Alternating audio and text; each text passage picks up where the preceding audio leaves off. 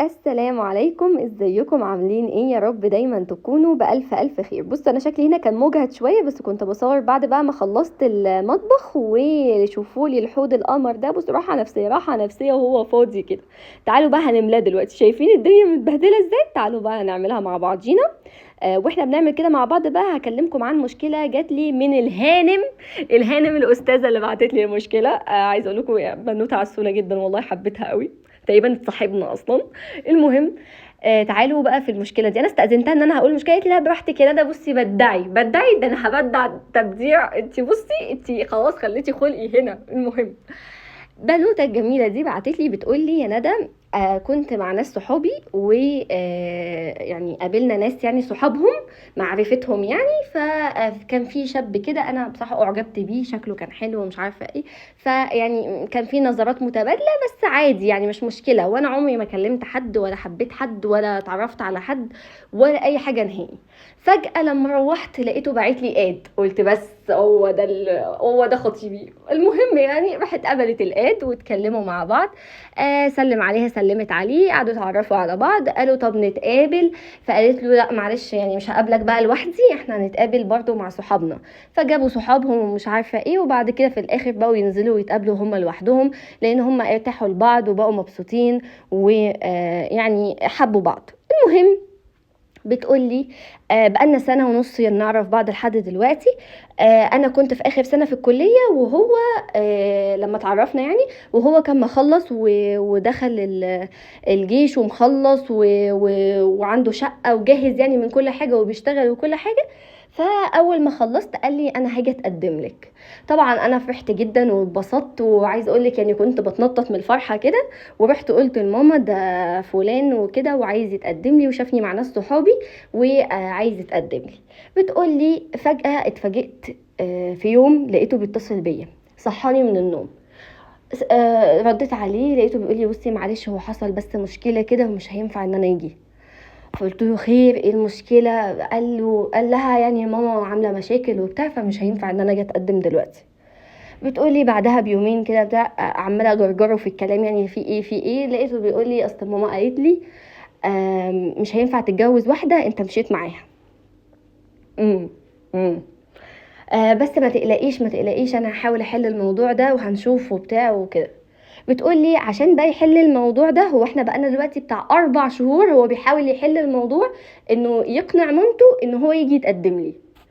ومامته مقتنعه انه لا ما تتجوزت واحده انت مشيت معاها. بتقولي بقى خلال ال4 شهور دول هو مقلل كلام معايا جدا، مش بيكلمني زي الاول نهائي خالص.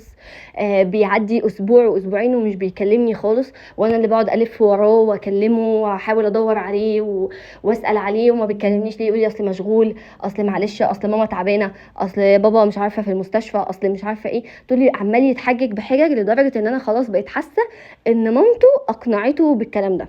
امم حلي لي المشكله. ده انت تجيلي بقى دلوقتي، ده انت تجيلي عشان انا خلقي ضيق. المهم، انا قلت لكم يا بنات قبل كده في فيديوهات زمان، قلت لكم كلام كتير قوي، كنتوا تدخلوا تتريقوا عليا، تدخلوا تدعوا عليا، وتدخلوا تتكلموا وتقولوا انت مثاليه، انت اوفر، انتوا ناس من الزمن الجاهلي. تعالي بقى يا بتاعت الزمن الجاهلي، انت تعالي بقى نشوف احنا هنعمل ايه في المصيبه دي. بصوا بقى يا جماعه، اولا كده انا هاخد لكم الموضوع من اوله، معلش يعني سيبكم من مشكله البنت احنا هنحلها في الاخر، بس تعالوا لي بدري شويه. اولا انا ليه بسهل كل حاجه للشخص اللي قدامي؟ ليه بسهل له كل حاجه؟ اللي هو لا بص انت مش محتاج تتعب عشاني، انا جاهزه. انت عايز تعرف ايه؟ يلا هقوله لك. انت عايز ننزل؟ يلا ننزل. انت عايز نتكلم بالليل؟ يلا نتكلم بالليل. انت عايز تبعت لي اد على الفيسبوك؟ يلا نقبله. ليه؟ ليه انت مسهله له الدنيا قوي قوي قوي قوي كده، وفي الاخر نيجي نزعل لما مامته تقول له لا ما تتجوزش واحده انت مشيت معاها؟ معلش احنا مش هنزعل برضو من طنط، ما هي ما تعرفكيش انت يا ستي فله شمعه منوره، انت زي الفل. انت هو ده الانسان الوحيد اللي انت حبيتيه، وده الوحيد اللي انت كلمتيه، وده الوحيد اللي انت تعرفتي عليه. خلاص. هي ما تعرفكيش وما تعرفش الكلام ده. زي ما كلمت ابني انت اكيد كلمت غيره كتير. ده التفكير، ده اللي هيجي في دماغها. خلاص. طيب فاحنا مشكلتنا مش طنط خالص دلوقتي، احنا مشكلتنا ان احنا اللي فتحنا الباب، احنا اللي قلنا اتفضل كل حاجه سهله، بعتلي اد يلا نقبله، اصل انا كمان معجبه، اصل طب ما انا ممكن ابقى معجبه فعلا. ما هو ده على فكره دي مشاعر ملهاش اي علاقه، خلاص هي ملهاش اي علاقه باي حاجه. المشاعر دي حاجه كده من عند ربنا. ممكن واحد يشوف حد كده يحبه اصلا، ممكن حد يشوف حد كده يعجب بيه لوحده، شكله وهيئته، خلاص. طيب الشخص ده بقى انا اعجبت بيه وعايز يتعرف عليه، لا والله معلش، لا اسفه والله، لا والله ما بقبلش اد فيسبوك، لا والله ما بنتكلمش، لا والله ما تعرفش عني حاجه. لا انت عايز تعرف تفضل حضرتك، عندنا البيت، عندنا صالون في البيت وعندنا شربات برضو. فاهمه؟ يعني احنا عندنا كل حاجه في البيت، ممكن تيجي حاجه تتقدم ونشوف بقى الموضوع ده وعادي جدا ونتعرف على بعض، والله ارتحنا كملنا، ما ارتحناش مع الف سلامه، ربنا ييسر لك الخير وربنا ييسر لي الخير وشكرا، خلاص وخلصنا.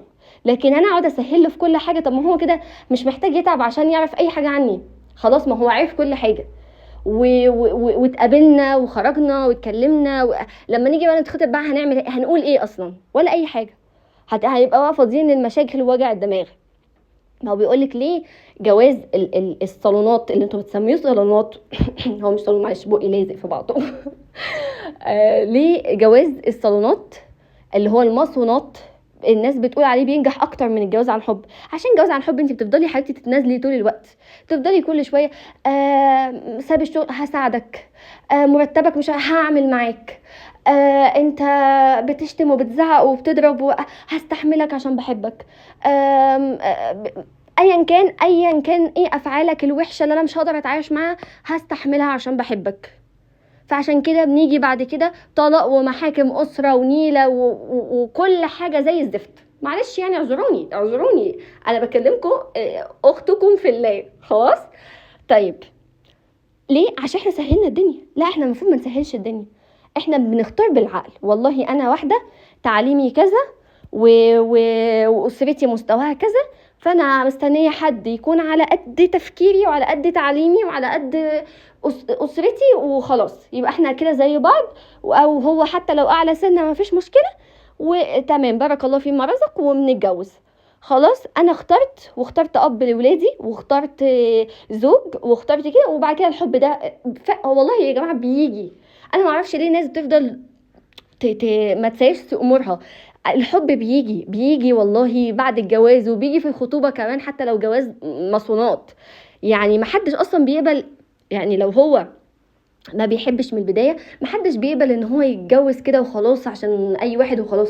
لا الناس لا بيبقى فيه حب، طبعا بيبقى فيه حب، وربنا بيزرعه ما بينكم كده عشان العلاقه اصلا طيبه، والعلاقه داخله على حب وعلى خير وعلى ناس عايزه تعيش مع بعض وعلى ناس عايزه تفتح بيت وتعمل اسره ويبقوا قريبين لربنا ومش بيعملوا حاجه تغضب ربنا. ده كان رأيي. والبنت دي انا قلت لها ان هي خلاص هي توقف كل حاجه، ما تدورش وراه نهائي. هو لو عايز هو هيجي، مش عايز خلاص شكرا ماشي، وما توقفش حالها، ما توقفش حياتها على حد، عشان ما حدش بيستنى حد. بس كده.